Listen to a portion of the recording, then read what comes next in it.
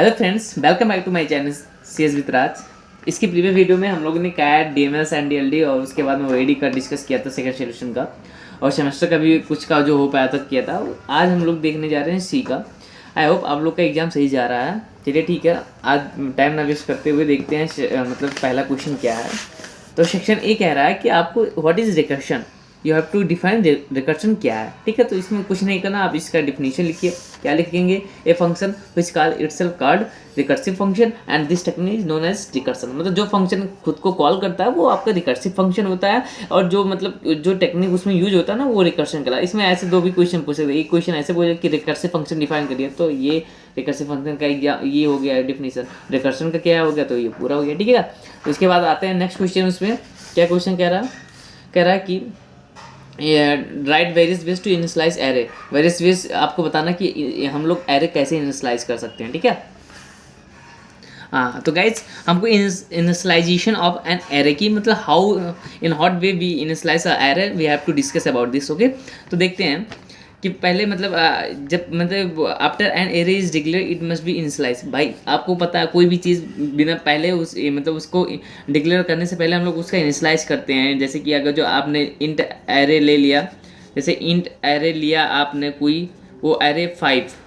आपने उसका size declare किया। ठीक है, मतलब उसको आपने मतलब क्या किया, मतलब इनिशियलाइज किया। अब इसका इसमें डिक्लेरेशन क्या है, इसमें 1 2 3 4 5 5 एलिमेंट इसमें रख देंगे तो वो आपका क्या हो जाएगा, डिक्लेरेशन हो जाएगा। ठीक है, तो मतलब क्या कह रहा है कि after an array is declare it must be initialize, otherwise it will contain a garbage value. नहीं तो वो गार्बेज वैल्यू, अगर जो आप उसका साइज नहीं देंगे तो वो गार्बेज वैल्यू हो जाएगा, आपको वहाँ एरर देगा। तो देखिए ये मतलब आपका जो एरे है ना वो कैन आइदर कंपाइल, मतलब वो आइदर मतलब इनिशियलाइज एट कंपाइल टाइम या फिर रन टाइम, दो टाइम पे ये इनिशियलाइज हो सकता है। देखते हैं पहला कंपाइल टाइम एरे इनिशियलाइजेशन। जैसे देखिए यहाँ डाटा टाइम मतलब क्या हुआ, इंट एरे नेम कोई भी ले लीजिए, साइज उसका बताइए, और उसमें आपने पूरा वेरिएबल रख दिया, मतलब उसमें आपने डाटा रख दिया, तो ये आपका हो गया मतलब कंपाइल टाइम इनिशियलाइजेशन। पहले ही आपने इसका इनिशियलाइजेशन कर दिया। ठीक है, फॉर एग्जांपल जैसे देखिए int age 5 is equal to 20 22 मतलब 22 25 30 32 35, तो ये आपका हो गया कंपाइल टाइम एरे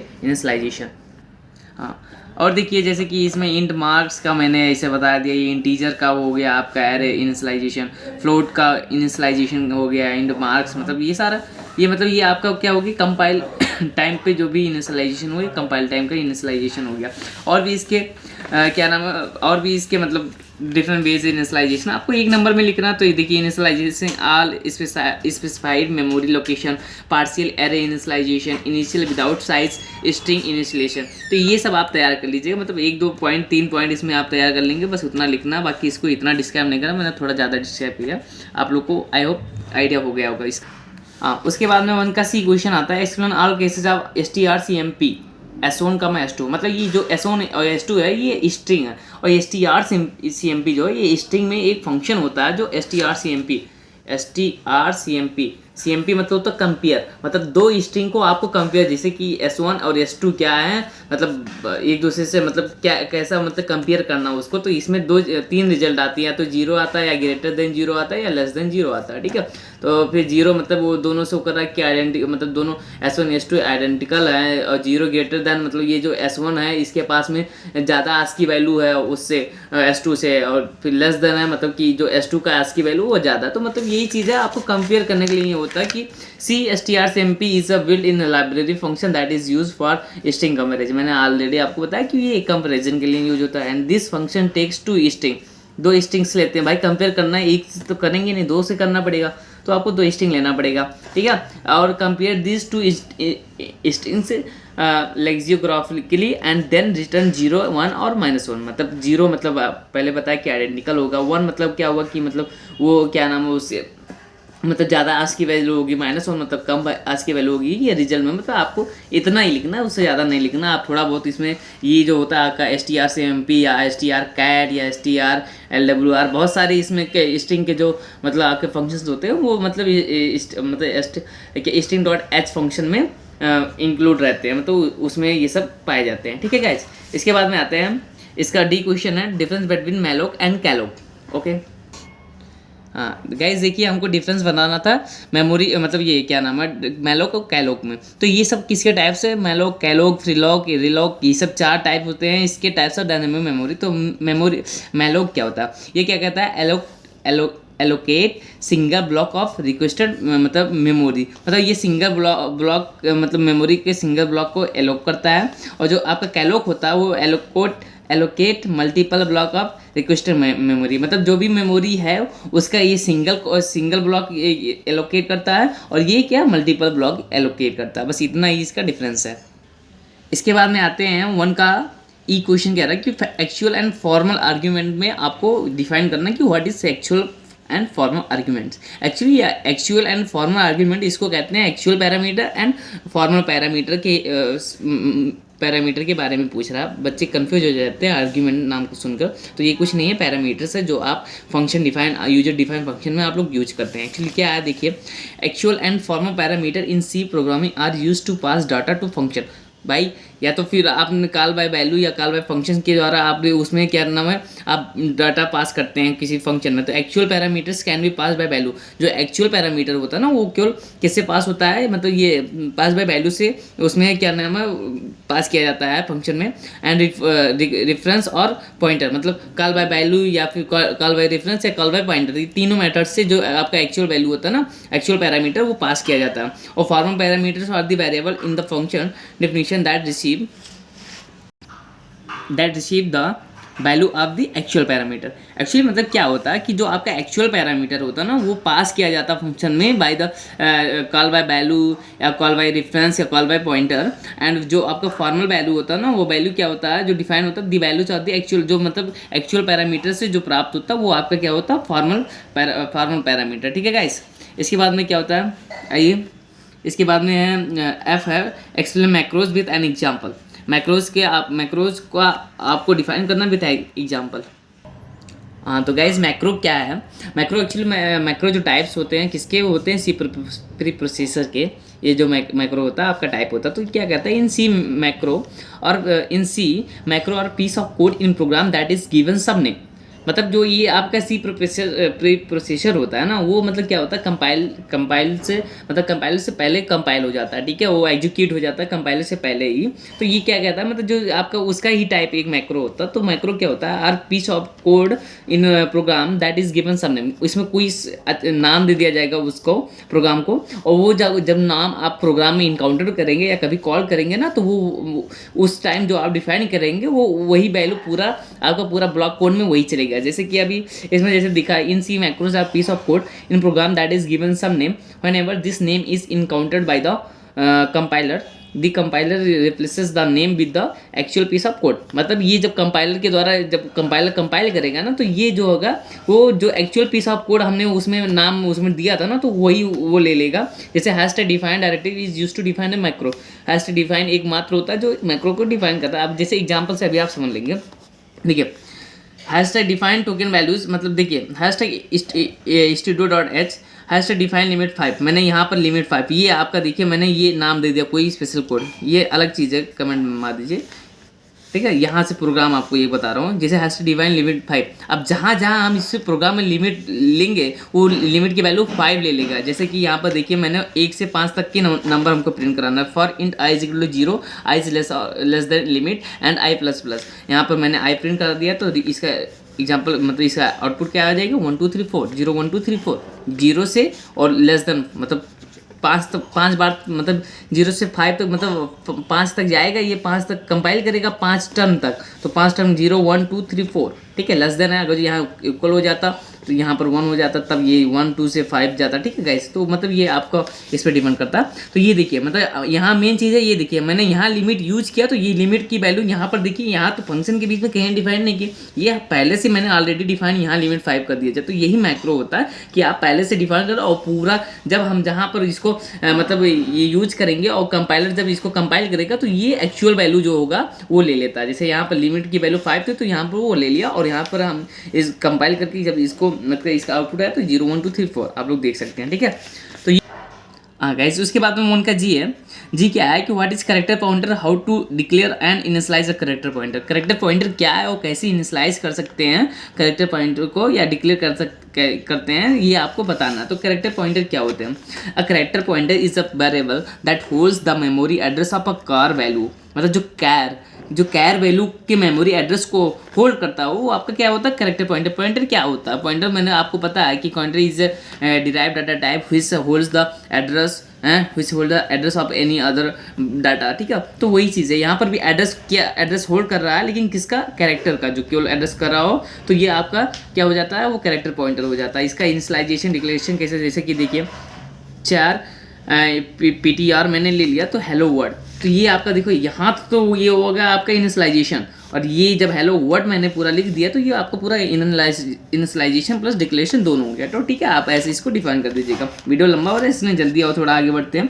इसका वन लास्ट का एच है, how to declare an array of float pointer. आपको फ्लोट पॉइंटर का एरे आप कैसे डिक्लेयर करेंगे ये आपको डिफाइन करना। तो देखिए N array of float pointer, देखिए फ्लोट ये आपका है मतलब एवरेज 3। ठीक है, तो जैसे कि मतलब फ्लोट मतलब क्या हुआ, आप जैसे देखिए float price is equal to 42.99 and float star P and P is equal to and price. अब आप यहाँ पर अगर प्रिंट करा देंगे प्राइस को परसेंटेज डी लगाकर, मतलब परसेंटेज एफ लगाकर उसका प्राइस का केवल, तो ये मतलब जैसे एज आप ऑलरेडी पॉइंटर जैसे पढ़ते हैं वैसे कि इसमें क्या हुआ, आपको केवल फ्लोट उसकी फ्लोट वैल्यू ले लेनी है। तो फ्लोट प्राइस इक्वल टू 42.99 और बाकी ये फ्लोट स्टार पी, क्योंकि हम इसमें होल्ड करेंगे इसको, मतलब इसमें इसकी एड्रेस मतलब वैल्यू इसमें हमने दिया, और बाकी इस पर यहाँ के बाद में प्रिंटअप करा देंगे परसेंटेज एफ कॉमा पी। अगर जो करेंगे तो उसका एड्रेस कर देगा, स्टार पी कराएंगे तो वैल्यू प्रिंट कर देगा। तो ये मतलब आप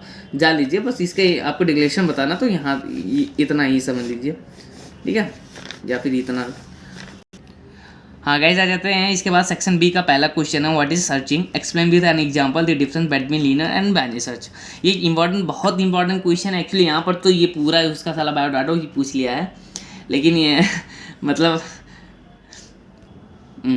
तो मतलब यहाँ पर सर्चिंग पूछा है और इसका एग्जांपल सहित पूछा है, और डिफरेंस बताना इसमें विथ एग्जांपल। तो एक्चुअली अगर जो यहाँ पर मतलब इसमें सर्चिंग से एक्चुअली क्वेश्चन पूछा जाता है डायरेक्टली कि short notes on the linear searching और बाइनरी सर्चिंग। तो ये सर्चिंग बहुत इंपॉर्टेंट क्वेश्चन है। ये ऐसे क्वेश्चन लिया तो इसका पूरा बायोग्राफी इसमें पूछ लिया, तो इसको आप मैं डिस्क्राइब कर रहा हूँ, लेकिन इसका क्वेश्चन जरूर आता है, कर लीजिएगा कम से कम एक बाइनरी या लीनियर सर्च का विथ प्रोग्रामिंग सहित आप इसको तैयार कर लीजिएगा। चलिए ठीक है, यहाँ पर सर्चिंग पहले क्या है ये बताना। तो देखिए searching technique refers to finding a key element among the list of the elements. ठीक है, मतलब सर्च मतलब क्या हुआ कि किसी भी मतलब आप कोई भी एलिमेंट, जैसे कि देखिए 10 20 30 15 30 40 50 दिया, तो आपको सर्च करना 30 हमको मैंने 30 को सर्च करना है, तो ये सर्चिंग टेक्निक हम उसमें यूज करेंगे। अगर जो वो सक्सेसफुल हो गया, हमको मिल गया 30 की एलिमेंट इसमें मिल गया, तो वो आपका जो सर्चिंग होगा वो सक्सेसफुल कहलाएगा। अगर जो नहीं मिला तो वो अनसक्सेसफुल कहलाएगा। ये इतना पूरा वही बात लिखा है, देख लीजिए आप कि searching technique refers to finding a key element among the list of elements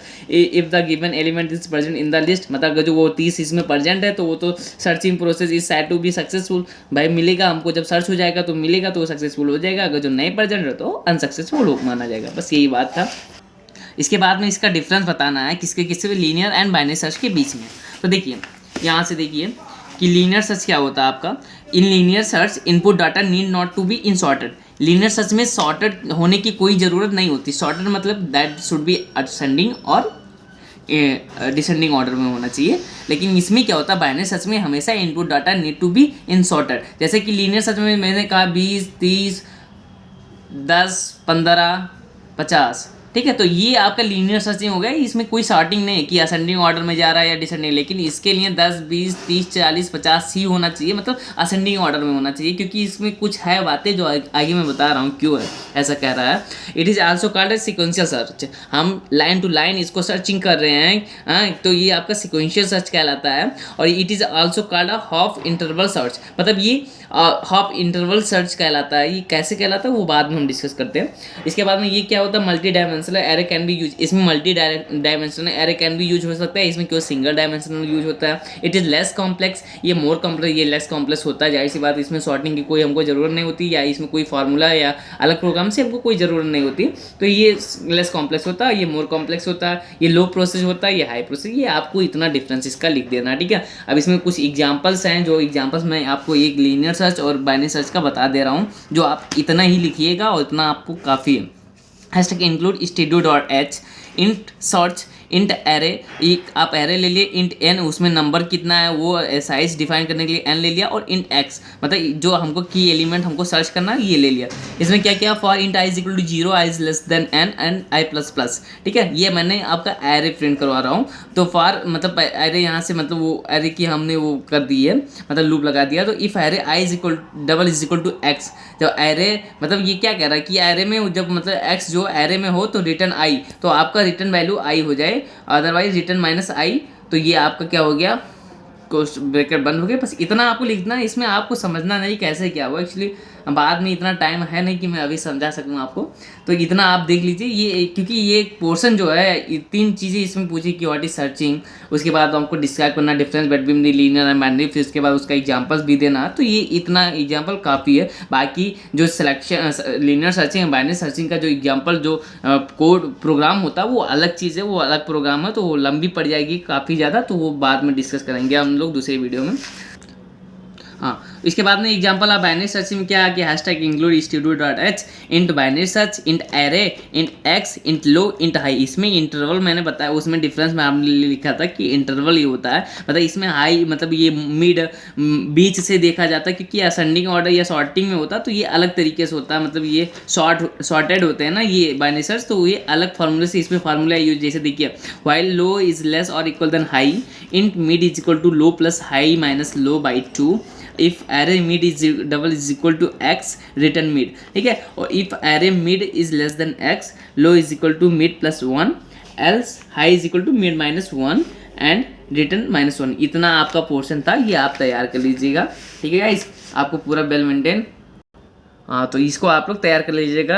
searching तो आप कतई तैयार कर लीजिएगा, क्योंकि ये तो मैंने ऐसे बताया। अगर जो वो पूछा कि आप एग्जांपल देकर कोई स्पेशली पूछ लिया कि लीनियर सर्च डिफाइन करिए विद एग्जांपल, तो आप लीनियर जो मैंने एग्जांपल बताया उसको डिफाइन कर दीजिएगा, और एग्जाम्पल थोड़ा लीनियर के बारे में बता दीजिएगा जो डिफरेंस उसको पता है, और ऐसे बाइनरी सर्च के बारे में स्पेशली पूछेगा तो आप बता दीजिएगा। तो ये आपका एक पोर्शन खत्म हुआ। इसके बाद में आते हैं कि 2 का बी है कि int mark 5 is equal to 1 2 3 4 5, address of mark 0 is equal to 1000 and size of int is equal to 4 bit, briefly explain the output of below statement। एक आपको परसेंटेज यू मार्क्स को डिफाइन करना है कि कितना इसकी वैल्यू आएगी, and percentage you marks plus 2। हाँ, तो गाइज ये क्वेश्चन है, आप क्वेश्चन इतना गिवन है, आपको पहला पोर्शन इसमें परसेंटेज यू मार्क्स को आपको फाइंड करना है। तो ठीक है, कुछ नहीं, आपको ये पता है कि मतलब ये एरे कैसे होता है। देखिए एरे जैसे कि 5 एलिमेंट है एरे में, तो ये देखिए ये 0 वाला 1 2 3 4, ओके।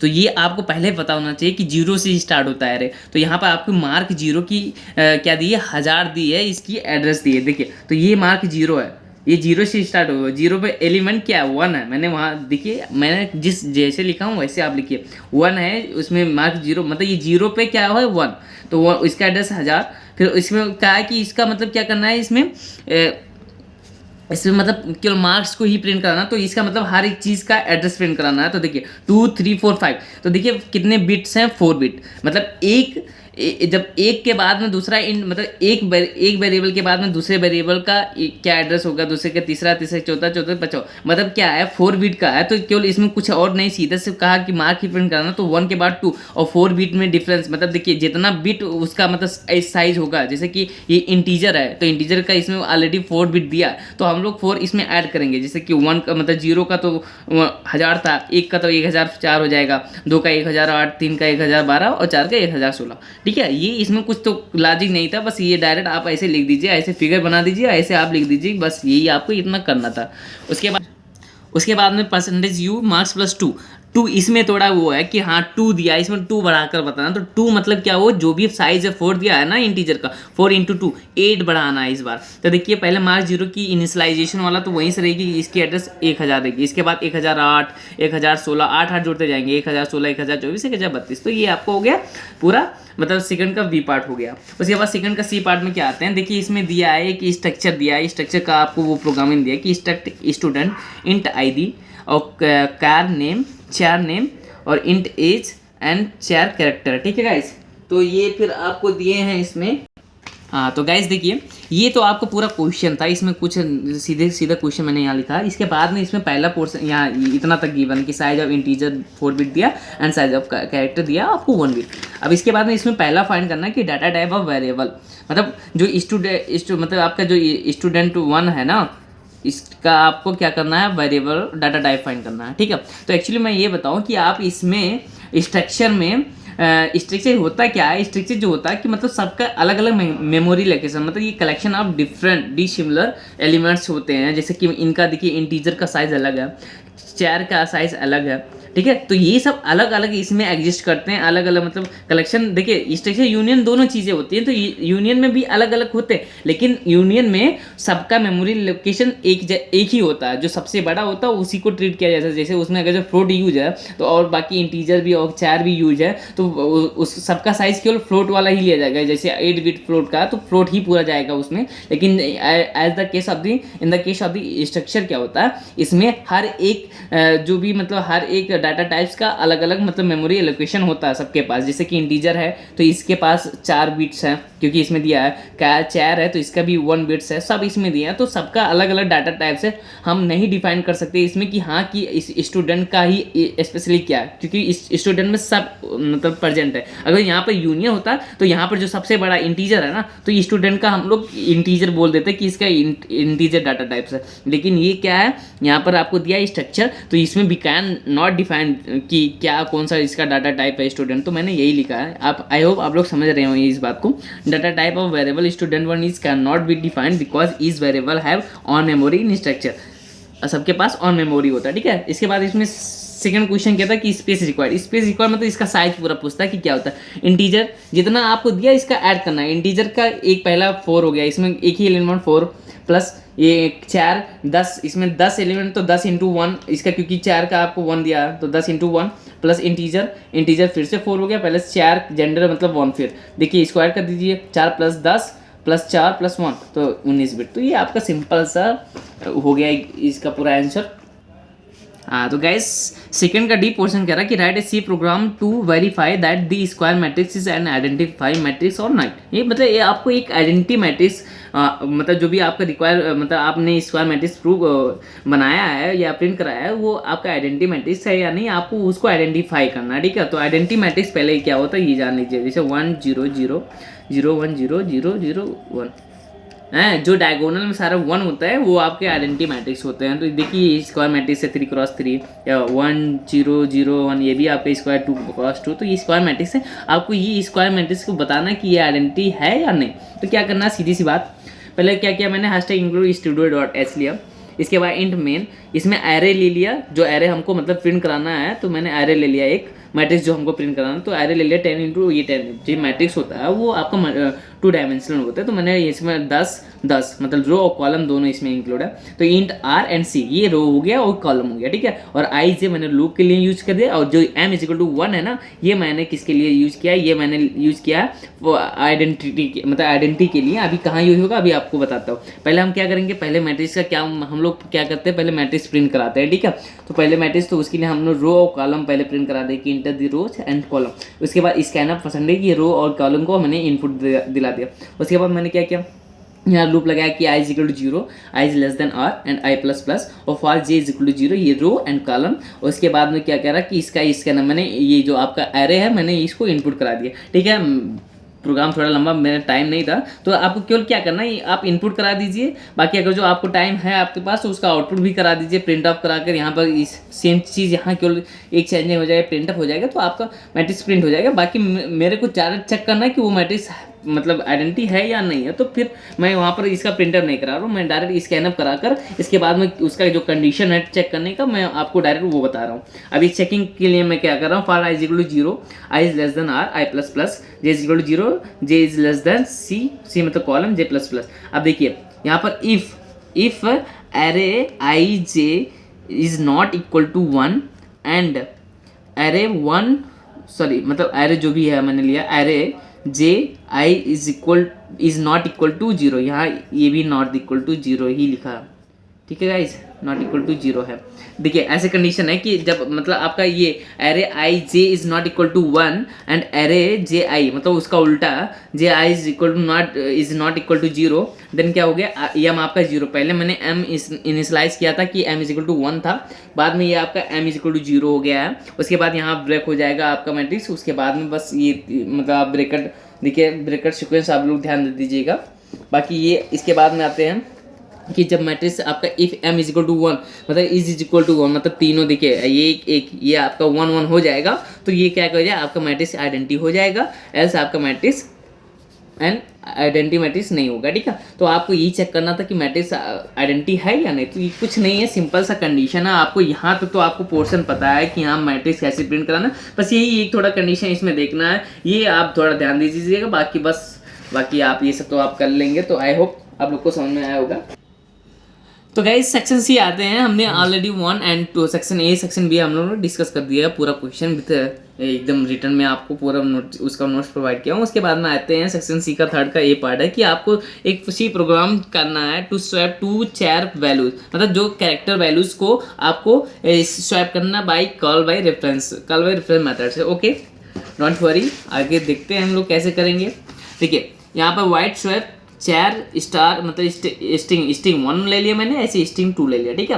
और उसके बाद में चेयर स्टार टेम्प 1 ले लिया, टेम्प में हमने स्टिंग 1 मतलब इस पर असाइन कर दिया, string 1 is equal to string 2 and string 2 is equal to temp. ये आपका वो स्वैप वाला रूल्स है, मतलब जो स्वैप का फार्मूला ये आपका वही है। बाकी यहाँ पर इंट मैन लगा दिया और चेयर स्टिंग 1 हैशटैग स्टिंग 1 यहाँ राज है और चेयर हैशटैग स्टिंग 2 यहाँ अनिल है, और यहाँ पर स्वैप कर दिया स्टिंग 1 कॉमा स्टिंग 2, और ये बाद में प्रिंटअप करा दे कि sting 1 is percentage S and string 2 is percentage F. बाद में गेट 4 लगाएंगे क्योंकि हम कैरेक्टर की वो स्वैपिंग करा रहे हैं, 4 लगा देंगे। बाकी उसके बाद में आप इसको प्रोग्राम को जब रन करेंगे तो स्टिंग 1 पहले था राज, तो ये हो जाएगा अनिल, और जो स्टिंग 2 था पहले क्या था अनिल, तो ये हो जाएगा राज, ठीक है गाइस। तो ऐसे आपको तो प्रोग्राम कर लीजिए, आप लोग ना होगा अपने सिस्टम पे इसको चला लीजिएगा। इसके बाद में गाइस आ जाते हैं थर्ड का वी पार्ट का। क्या होता है कि इसमें फाइल हैंडलिंग आपको एक्सप्लेन करना है, मतलब है क्या file handling and explain various operation on file, और वेरियस ऑपरेशन जो भी फाइल पे हम लोग करते हैं वो भी हमको डिस्कस करना। हाँ तो गाइस इसमें इसका दूसरा पार्ट क्या था, दूसरा क्वेश्चन पूछा था कि फाइल हैंडलिंग क्या होती है। तो फाइल हैंडलिंग मतलब आप वैसे ही देख रहे हैं, हैंडलिंग मतलब क्या, हर चीज़ को हैंडल करना। तो देखिए ये in file handling in C enables us to create update read and delete the files, मतलब क्रिएट करना, अपडेट करना या रीड करना एंड डिलीट द फाइल्स, ठीक है, store on the local file system, जो कि लोकल फाइल सिस्टम पे स्टोर होता है through our C program. And the following operation can be, मतलब ये फाइल हैंडलिंग क्या है, ये एक क्वेश्चन मैंने बता दिया कि क्या होता है। ये handling in C enable us to create update delete, या फिर इसके बाद में क्या स्टोर करना, मतलब जो भी फाइल्स हो वहाँ पर मतलब आपको लोकल फाइल सिस्टम में जो भी स्टोर होता है उसको डिलीट करना, इनेबल करना, क्रिएट करना, अपडेट करना, तो वो आपका फाइल हैंडलिंग प्रोसीजर कहलाता है। और क्या क्या ऑपरेशन हम लोग कर सकते हैं ये देखिए।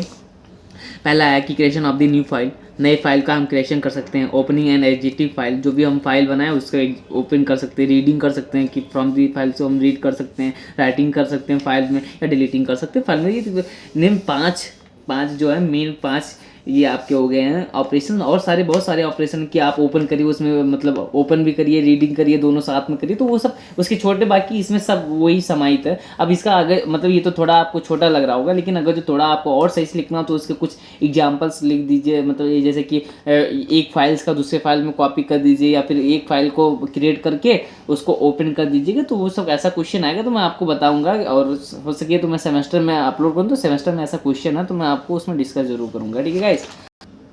उसके बाद गाइस इसमें क्वेश्चन पूछा है कि write a C program to find the sum of individual digit of positive integer number, मतलब ये आपको जैसे कि आपने कोई प्रिंट करा 1432, तो ये 1432 इसका सारा ऐड करो 145538 8 to 10 आपको 10 इसका पूरा मतलब ये जो नंबर आपने पूरा इसमें इनपुट दिया था इसका आपको इंडिविजुअल डिजिट को ऐड करके आपको उसको प्रिंट कराना है। ठीक है गाइस, तो बहुत इजी ये है और इजी तो है ही लेकिन ये इंपॉर्टेंट है। तो आइए देखते हैं कैसे करते हैं।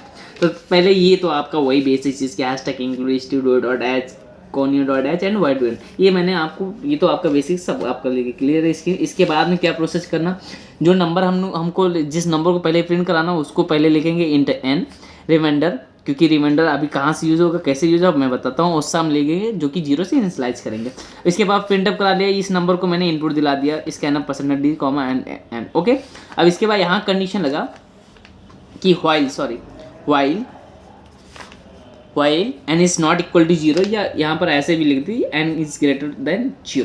ठीक है, तो मतलब दोनों बात बराबर है। बच्चे बहुत घबरा जाते हैं जहाँ n इज नॉट इक्वल हो जाता है या फिर ग्रेटर देन दिखता है डिफरेंस, तो कोई बात नहीं, कंडीशन दोनों सेम ही है। तो यहाँ पर while रहेगा, तो while n is not equal to 0, तो यहाँ पर रिमाइंडर जो होगा n मॉडुलस 10, रिमाइंडर हमेशा मॉडुलस लिया जाता है, तो 10 जो हो गया और सम जो हो गया सम प्लस रिमाइंडर हो गया आपका, और n is equal to n/10। ठीक है, ये कंडीशंस हो गया और बाकी सम आपको इसमें प्रिंट करा देना। कैसे आया मैं बता देता हूँ आपको एक एग्जांपल। जैसे n ले लीजिए आप 45 ठीक है, इतना ले लिया, तो रिमाइंडर क्या हुआ इसमें 10 से डिवाइड करिए आप, तो ये आपका ये 4 बार गया और ये फिर 5 बार। ठीक है, तो ये आपका क्या हो गया 3 आपका रिमाइंडर हो गया। ठीक है, रिमाइंडर 3 हो गया और फिर इसके बाद सम क्या है, यहाँ पर सम पहले 0 था तो रिमाइंडर 3 है, तो ये आपका क्या हो गया सम अब 3 हो गया। ठीक है, और फिर n जो था n/10, तो n/10 मतलब 45 मतलब क्या हो गया यहाँ पर आपका केवल 45 हो गया, जितना आप डिवाइड किए हैं ये आपका 45 ये यहाँ बचा। अब फिर ऊपर जाएगा आपका 45 नॉट इक्वल टू 0 या फिर लेस ग्रेटर देन 0 है, तो फिर वहाँ पर सेम चीज़ होगा। फिर यहाँ 10 से डिवाइड करेंगे तो 5 आएगा, और फिर इसमें सम ऐड करेंगे तो पहले 3 था फिर 5, पहले सम 3 था फिर 5 हो गया, 3 + 5 अब 8, मतलब ये 8 हो गया आपका सम। फिर ये देखिए 45 है तो 45 जाएगा ऊपर। ठीक है, मतलब तो फिर यहाँ से जाएगा, मतलब ऐसे ही रन करेगा। तो बाद में जैसे 4 5 3 मैंने दिया है 4 5 3, तो ये 4 + 5 + 3 जो हो जाएगा वो आपका पूरा हो जाएगा कितना 4 5 9 3 12 पूरा आपको प्रिंट कर देगा। ये ऐसे ही काम करेगा। जब ये लेस देन 0 हो जाएगा तो ये यहाँ से खत्म होकर यहाँ आ जाएगा और परसेंटेज ये आपको सम जो प्रिंट कर देगा। ठीक है गाइज, यहाँ पर थोड़ा ध्यान दीजिएगा यहाँ। ठीक है कोई बात नहीं, सही है, परसेंटेज आप यूज़ करके इसको प्रिंट करा दीजिएगा। ठीक है, हाँ तो गाइस इसके बाद में फोर्थ पार्ट आ जाते हैं। तो फोर्थ का ये डिस्कस करना कि difference between the structure and union with an example. We have to discuss about the structure and union with suitable examples. तो वेट करिए, हम आपको बता रहे हैं। हाँ तो फोर्थ का ये में आपने इसमें मतलब क्या कहा था कि आपको स्ट्रक्चर एंड यूनियन में डिफरेंस बताना विथ सुटेबल एग्जांपल। आइए देखिए, पहला डिफरेंस है कि इसमें जो कीवर्ड होता है स्ट्रक्चर में वो स्ट्रक्ट यूज होता है। क्या होता है स्ट्रक्ट, ठीक है, कीवर्ड जो होता है स्ट्रक्ट होगा। इसमें यूनियन में यूनियन ही यूज होता है एज ए कीवर्ड। ठीक है, इसमें क्या हो memory is allocated for each member. मैंने ऑलरेडी डिस्कस किया हूँ, उसके कोडिंग में मैंने बताया कि हाँ कि जो स्ट्रक्चर में हो उसका हर एक डाटा वेरिएबल का मतलब हर एक वेरिएबल का हर एक मेंबर का अपना एक मेमोरी होता है। लेकिन इसमें क्या होता है पर लार्जेस्ट मेमोरी। जैसे मैंने बताया था कि अगर फ्लोट है मैक्सिमम फ्लोट है उसका साइज, तो पूरा सब चीज़ का चाहे वो इंट हो या चार लो एज ए सब फ्लोट ही उसको माना जाएगा। ठीक है, इस member have the own independent. इसमें सब मेमोरी के पास अपना इंडिपेंडेंट मेमोरी होता है। वही चीज़ है यहाँ पर क्या होता है सबके पास शेयर होता है एक कॉमन मेमोरी जो सबसे बड़ा होता है। यहाँ पर we can any member any time, मतलब इसमें हमको एक्सेस कर सकते हैं कोई भी मेंबर किसी भी टाइम पर। इसमें कोई we can access only one field at a time, मतलब जैसे कि इसमें अगर जो कोई फ्लोट मैक्सिमम है तो फ्लोट ही हम इसमें एक्सेस कर देंगे, तो उसमें कोई दिक्कत नहीं रहेगी। अगर यहाँ पर फ्लोट है, फ्लोट के बाद में मैंने डबल फ्लोट ले लिया तो इसमें दिक्कत कर जाएगी क्योंकि उसका साइज इससे बड़ा हो जाएगा। लेकिन इसमें कोई परवाह नहीं पड़ेगा, आपने चाहे फ्लोट हो जाए कुछ भी, अगर जो आप डबल फ्लोट इसमें ले लेंगे तो वो उसमें उसका भी साइज उसमें ऐड हो जाएगा। तो इसमें नो इफर्ट पड़ेगा, ये इसमें हम कभी भी एक्सेस कर सकते हैं, इसमें एक्सेस हम नहीं कर सकते। ठीक है, ये आपका एक सा एग्जाम्पल ले लीजिए। जैसे कि आपका एक सा एग्जाम्पल ले लीजिए, ये तो आपकी इसका एग्जाम्पल था क्या मतलब कैसे एसेस कर सकते हैं या कब दिक्कत करता, तो ये आप लोग देख लीजिएगा। इसमें क्या कर रहा है altering the value of the member does not affect the value of the other member. इसमें भी किसी भी वैल्यू के जब उसमें वैल्यू चेंज करते हो ना मेंबर के, तो उसमें कोई इफेक्ट नहीं करता है। लेकिन इसमें क्या करता है, इसमें इफेक्ट करता है, इसमें साइज में इफेक्ट कर देता है। और flexible array is supported by the structure, मतलब flexible array is supported by the structure, flexible array is not supported by union. तो ये सब आप इसको देख लीजिएगा पूरा एग्जाम्पल। और बाकी एग्जाम्पल इसका ले लीजिएगा बाकी आप इसमें क्या हो गया, एग्जाम्पल जब है आप यही इतना पोर्शन है इसका स्ट्रक्चर का, इसका यूनियन, इसका सिंटैक्स ये है एक्चुअली। एग्जाम्पल में क्या लीजिए, यहाँ पर इंट आप आईडी ले लीजिए, कैर आप लिख लीजिए नेम, ठीक है। तो ये आपका यहाँ पर ए बी के जगह पर आप लोग कैर या यहाँ डाटा, मतलब आप स्टूडेंट का कोई रिकॉर्ड लिखना है, डाटा स्टूडेंट का क्या होता है, नेम होता है, मतलब इंट इसका मतलब क्या हो जाए, आईडी हो गया, कैरेक्टर नेम हो गया। तो ये सब आप ऐसे बना लीजिएगा सेम, बस यही वेरिएबल चेंज कर दीजिएगा, बाकी हो जाएगा आपको सेटेबल एग्जाम्पल हो जाएगा।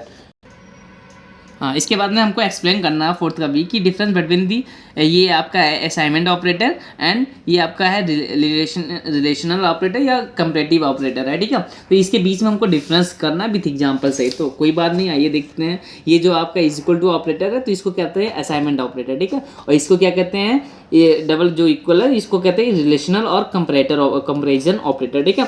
इसके बाद it is use for assigning the values to a variable. ये एक वैल्यू किसी भी वैल्यू को मतलब एक वैल्यू को किसी वेरिएबल में असाइन करने के लिए ये यूज होता है, लेकिन ये क्या होता है, ये कंपेयर करने के लिए यूज होता है दो वैल्यू को। और या तो अगर जो ट्रू है तो 1 आएगा या फॉल्स होगा तो 0 आएगा, ये आप लोग जान रहे होंगे। इसमें constant term can not be placed on left hand side.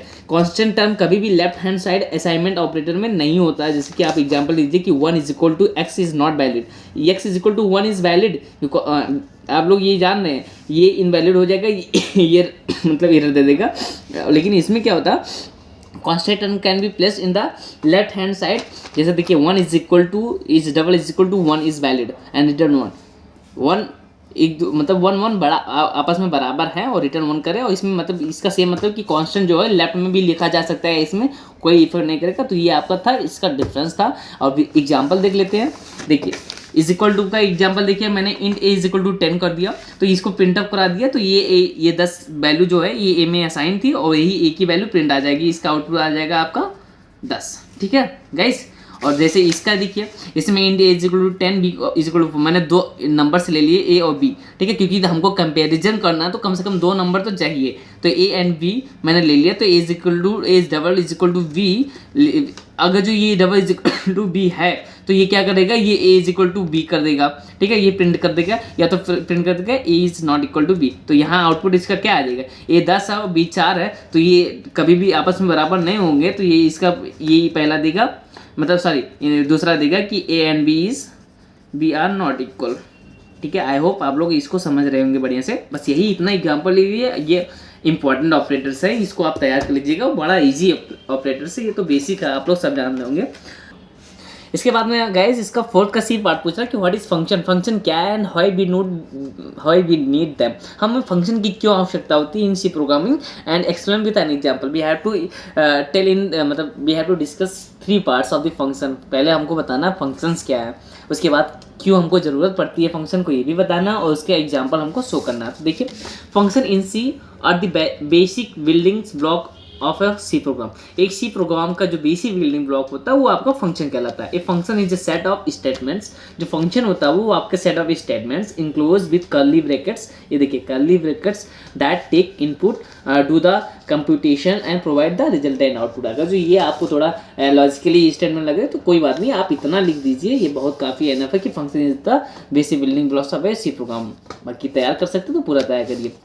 और क्यों नीड है, सेकंड पोर्शन इसका बता रहा है कि we need function in C programming and even in other programming language due to the numerous advantage they provide to the developer enables reusability and reduces redundancy. मतलब कोई भी चीज़ें हैं जैसे कि ये मतलब क्या कह रहा है कि आपको रीयूजेबिलिटी एंड रिड्यूसेस रिडंडेंसी, मतलब हर एक कोई ये ना कि हम स्पेसिफिक क्यों बात करें सी प्रोग्रामिंग की, और अदर लैंग्वेज में फंक्शन के यही यूज होता है। मतलब हम लोग बेनिफिट ये लेते हैं कि एक चीज़ को हम एक बार मतलब एक चीज़ को एक बार हम डिफाइन करते हैं तो उसको हम लोग चाहे जितना बार कॉल कर सकते हैं, जैसे कि 1 बार 2 बार 4 बार 5 बार लगातार उसको जितना हमको ज़रूरत पड़ेगी उतना उसको हम लोग कॉल कर सकते हैं, बार बार हमको वो डिफाइन नहीं करना पड़ेगा। तो ये फंक्शंस की होती हैं। क्या होता है कि हम मोस्ट बेनिफिट क्या होता है कि जो नीड होती है इसकी इसलिए होती है कि हम लोग कोई भी जो भी मतलब ये डेवलपर को क्या प्रोवाइड करता है, इनेबल करता है रीयूजेबिलिटी एंड रिड्यूसेस रिडंडेंसी। तो ये दो पॉइंट थे और 2 पॉइंट मतलब 2 टॉपिक हो गए इसमें, और लास्ट इसका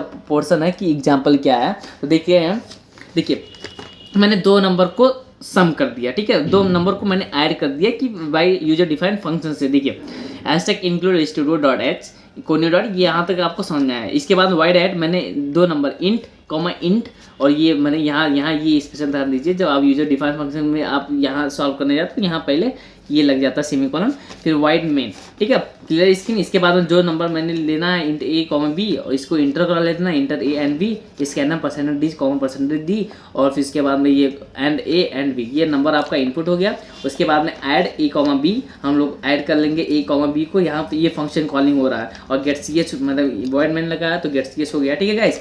इसके बाद में सम इज, यहाँ पर देखिए यहाँ देखिए, इसके बाद वाइड ऐड इंट ए कॉमा इंट बी, यहाँ पर हम उसका फंक्शन का डिफिनीशन कर रहे हैं। फंक्शन तीन पोर्शन में रहते हैं। एक फंक्शन डिक्लेरेशन होता है, ये आपका जो इतना पार्ट्स हो गया ना, ये डिक्लेरेशन हो गया, ठीक है, ये आपका कॉलिंग हो गया, फंक्शन कॉलिंग हो रहा, और ये आपका डिफिनीशन हो रहा है, फंक्शन डिफिनीशन। तो 3 पार्ट्स में होते हैं। कभी कभी ये डिक्लेरेशन और डिफिनीशन एक साथ में हम लोग कह सकते हैं, जैसे यहाँ इंट ए कॉमा इंट बी हम कर सकते हैं, तो वो डिफिनीशन डिक्लेरेशन एक साथ में हो सकते हैं, बट कॉलिंग हमेशा अलग रहता है। तो ये 3 चीज़ें होती हैं, डिक्लेरेशन, कॉलिंग एंड डिफिनीशन। तो ये आपका डिफिनीशन में वाइड ऐड इंट ए इंट बी, और यहाँ पर मैंने एक सम ले लिया, इंट सम जिसमें ऐड करना है, तो int sum is equal to A plus B. तो प्रिंटअप आपका क्या हो गया, परसेंटेज डी कॉमा सम, यहाँ प्रिंट कर देंगे, और आपको जब प्रोग्राम रन कराएंगे तो हमारा जैसे कि ए हमको 10 है, बी 15 है, तो आपका सम जो आ जाएगा, मतलब आपको जब सम आ जाएगा तो वो आपका आ जाएगा 35, ठीक है, 25।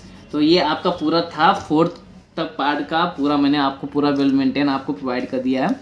और गाइस मतलब अब वीडियो काफ़ी लंबे हो गए हैं, तो इसलिए मैं सोच रहा हूँ कि इसका जो 5 और 6 पार्ट है वो कल 10-15 मिनट में हम उसको 15 मिनट के वीडियो लेक्चर में आपको प्रोवाइड कर दूँगे। तो गाइस अगर तुम्हें वीडियो पसंद आ रहा हो, थोड़ा लाइक करिए, शेयर करिए, कमेंट करिए। और आप लोग वीडियो देख तो रहे हैं लेकिन कमेंट भी नहीं कर रहे हैं, कहीं प्रॉब्लम हो रहा है, बहुत सारे लोग कमेंट ही नहीं कर रहे हैं, लाइक भी तो नहीं कर रहे हैं। बाकी करिए भाई, मदद करिए थोड़ा। उसके बाद में मिलते रहिए, बने रहिए, ताकि हम आपको आपके साथ में हम भी और आप भी हमारे साथ में आगे बढ़ते रहें। बाकी पेपर के लिए ऑलरेडी आपको मैं बोलता हूँ all the best for your examinations and try prepare best. Okay guys, मिलते हैं नेक्स्ट वीडियो में, बाय, थैंक यू।